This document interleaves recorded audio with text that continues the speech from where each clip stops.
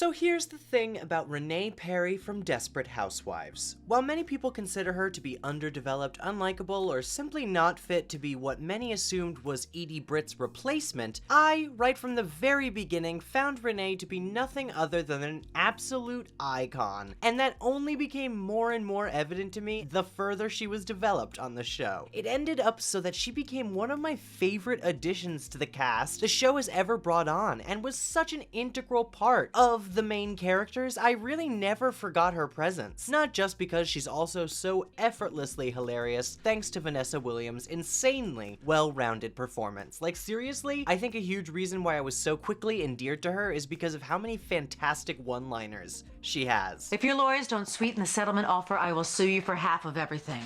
And that includes your girlfriend's new implants. You pay for them out of our joint account, so technically one of those puppies is mine. Oh, I don't know, maybe throw it in the pool and use it as a floaty? Hey there, I'm ready to party. Are you? Because you look like you're ready to tour the Reagan Library. Her own little starter Chanel.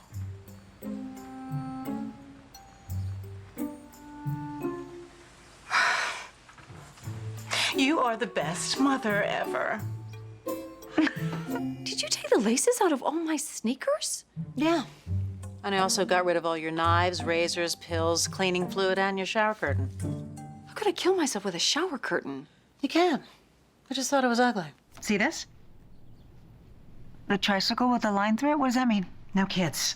They always get underfoot, they eat all the candy, and you can't swear in front of the little bastards. Well, I'll come if I can bring Keith. I guess one child would be okay. Hey, you find me attractive? Yes. Would you want to go out with me? Yeah. We have to be very discreet because my girlfriend... See, I have no problem getting a guy. And just so you know, I'm as maternal as the next woman. Lynette has talked so much about her friend from college. Ah, yes. You know how in school the pretty girls always hang out together? Well, I refuse to go along with that. Do you think I won't hit you? I once slapped a waitress because she forgot my croutons! When she's introduced, she comes off at first as rather vain, self-assured, and materialistic. So it's understandable why many people would compare her to Edie. She comes in from New York, showing off her lavish clothes and expensive jewelry, seemingly shitting all over Lynette's life and choices. But we quickly come to learn that a majority of this behavior is actually an act. She's making herself seem larger than life, indestructible, the sexiest she's ever been, as if she's on top of the world, to counteract the voice inside of her head telling her that she's not worthy of love anymore due to her divorce with her husband. It isn't until later in the series that she really starts to rebuild her self-esteem, her sense of self-worth, when the new neighbor Ben comes along and makes her feel loved once again, for the first time perhaps in decades, due to her ex-husband's faux apologies and likelihood of other affairs in the past. While not many people discuss their relationship, Renee and Ben, I did really love the inclusion of her opening up to another person through season 8 as a storyline, as her severe hurt and loneliness resulting from her divorce isn't really developed or addressed in the season that she's introduced. I'm not a huge fan of the whole I secretly slept with Tom storyline when she is first brought up in the show, as most others in the fanbase aren't. Many feel that it kind of hindered her initial perception as a relatable and sympathetic character, especially with a betrayal to someone, you know, we care about so much, Lynette Scavo. However, what I will say is that this storyline was handled well by the writers, in the sense that by the end of it, my respect for Renee as a person was intact, although Tom sunk even lower in my estimation, but that's neither here nor there, and honestly, it doesn't even matter. He was already never going to be redeemed by season 7 anyway, so. But after Susan finds out about her secret affair with Tom way in the past, she at first desperately tries to get Susan not to tell Lynette. However, after Susan ends up in the hospital thanks to the riot, she resolves not to tell Lynette herself, instead imploring Renee to come clean, as that would be more responsible and mature of her, as well as a tiny bit better for Lynette receiving this news. At the very least, one of the people in her lives would have been honest with her, even if it was after a long period of time. And immediately after this conversation with Susan, Renee is kind of thrown through a loop where she can't even bear to spend time with Lynette without breaking down due to how many lies she's told her over the years. As awful as this was, Renee needing to be honest with Lynette and coming clean to preserve their friendship proved to me how genuinely compassionate of a person she really was. She had to tell the truth, heard that little voice in her head telling her exactly what the right decision was, what was best for her friendship with Lynette, how she could not redeem herself, but at least start on the path of making things right with, admittedly, her closest friend of all time. I mean, realistically, Renee was in survival mode this whole time. After all, she came back to this friendship to be cared for after the man that she thought would care for her the rest of her life left her, to feel loved and valued by a close friend, and would likely be terrified of losing that by divulging this secret. Once Susan snaps her out of that with this conversation, kind of shaking her back to reality, showing her what she's been doing, and telling her that her friendship with Lynette isn't really real if it's built on this lie, instantly she shows intense remorse and goes against Tom's intentions even to keep the secret for the rest of their lives and tells Lynette herself, which I really appreciated. Again, it does show how much she actually does value her friendship with Lynette, care about other people, and actually understand despite that really hard exterior that she puts up. But once we move past this small secret, she's really able to truly show her morality and more sides to her personality besides the fact that she is extremely confident and self-assured and sensual, I guess. Kind of feel awkward saying that word for some reason. But even in the beginning, there's lots of examples of Renee being deferential and generous to those around her, despite the fact that she can often be a bit stuck up and judgmental. Like when she cedes Keith to Bree during their little competition, she was rough in her crusade against Bree, but as soon as she learns what this relationship means to her, Renee is able to relate, empathize, and utterly give up the entire competition on the spot just to be nice to her new neighbor, who she really hasn't even known that long. Or when she's able to help Lynette with her marriage when she continually refuses and dismisses Tom's diagnosed depression. One of the few times I felt Lynette should be listening to Tom, and Renee bringing them together was a nice warm introduction into her ability to understand and truly listen to others. She is actually a good listener. Although, that is if you can get her to stop talking about herself first. I'd say the most significant fact about Renee, though, comes from Gabby learning that her mother took her own life when Renee was a child after the whole situation with the spring fling party post-Beth Young's suicide ensues. It's pretty late in season 7 when this is revealed. Like, she has been friends with all of the women on the lane for a while now, and I appreciate them holding their cards, the writers, close to their chest for most of this season, choosing not to have Renee divulge this information until someone else figures it out from her behavior or reactions to other people who take their own lives.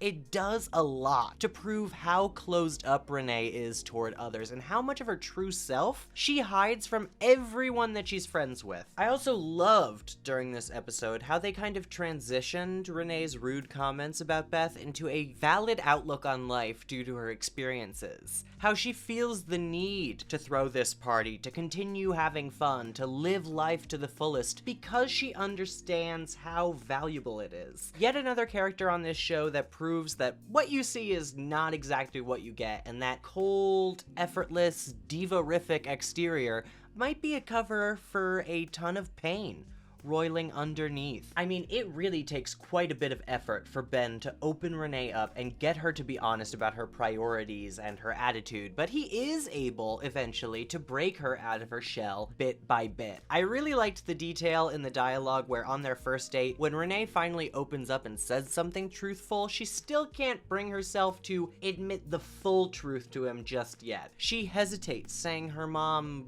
died, avoiding divulging too much information and perhaps becoming too vulnerable from her own perspective. Because if you're too relaxed, if you let your guard down for a moment, everything might fall apart and those people you love might leave you. That's what Renee learned when she was taking care of her mother for that short period of time as a child. She was concerned every day about whether or not her mother would try to take her own life and felt responsible for watching over her, even still blaming herself for not being there the day it actually happened, even though she was only a child going to school. She had no way had any responsibility over her mother's actions. And her being able to gradually show more of herself and be increasingly vulnerable with Ben, even after he betrays her by proposing to her for her money at first, it's such a great arc for her, even if it had to take place really quickly only over the course of a couple seasons. I mean, she straight up bails him out of his financial hole. She really puts herself out on a line for this man, and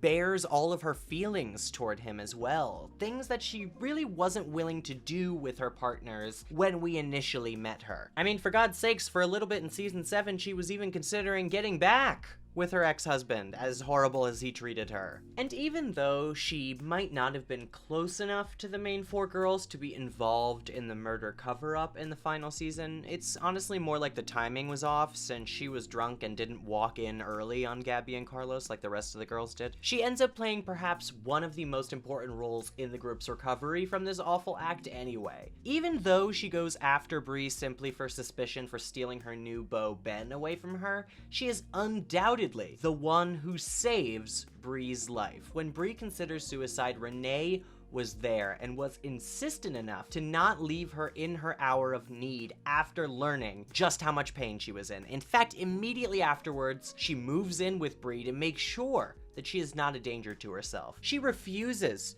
to leave her alone, to even create the opportunity for Bree to be able to take her own life. And while she does encourage some dangerous behavior, not to her own knowledge, however, because she doesn't know that Bree is an alcoholic, she is also the turning point that pulls Bree out of this extreme funk that made her think Mary Alice may have been right in her decision to leave her friends behind. Bree admits herself that Renee will always be the reason she is still living, and that fact might make Renee her closest friend of all. Her determination and ability to stick around with someone who actively devalues her presence is honestly amazing too, because Bree is not all sunshine and peaches when Renee first moves in there. Even when things get a bit aggressive between the two of them, Renee is still so committed to her own moral compass, understanding really viscerally how suicide can affect a community, a family, that she will insist on protecting those around her no matter how difficult they may make it for her. And her being able to show that tenacity, that stick-to-itiveness, that loyalty when we were introduced to someone who had perhaps betrayed one of her closest friends is a huge improvement in terms of her development. I mean, like many people who move to the lane, and as the show tries to teach us, this community that she found here really provides her a sense of belonging, even with the occasional scuffle, as, you know, it is Desperate Housewives, so everybody fights like all the time. It is really inspiring to watch this sort of lone wolf find her way into this community, join a family, and learn to open up to others, to put herself on the line for them, to risk her own safety for them, to make sure that they are doing well in all aspects of their life. It is really an amazing development for her character that I did definitely enjoy seeing. And by the end of it, I really felt like I had taken a journey with her, even though, yes, Renee Perry is not in Desperate Housewives for that long. I totally understand why many would not become as attached to her as they did toward Edie, but personally, I felt she was one of the most lively and interesting additions to Wisteria Lane, not simply due to her boisterous, extremely confident, and hilarious personality, but also due to the extreme complexity that the writers give her and the surprising compassion that she can show to those around her, whether it be Lynette, or Susan, or Lee, helping him raise his daughter. And despite the fact that she didn't make the best first impression, her unique journey and individual bonding with each of the women of Wisteria Lane helped me feel like she really was a part of this community by the end of the show. And I was sad to see storylines with her end, because it, like I said, it is really just like such a fun character to watch. So I really applaud the writers for turning this character around, making her so three-dimensional, even with that very two-dimensional, it seems at first, demeanor. But let me know how you all feel in the comments below. Did you like Renee? Did you agree with what I said in this video? I'd love to discuss with you guys more. And if you want to support us further, you can go to Patreon at patreon.com/PosiTVty. That's PosiTVty. There you get extra content in the form of unedited essays, all these videos before they come out on YouTube. But again, everything on YouTube means a lot. Thank you for liking, commenting, subscribing, hitting the bell, doing all that wonderful stuff. I appreciate you being here at all. And I will see you for the next video, whatever that may be. Have a wonderful day.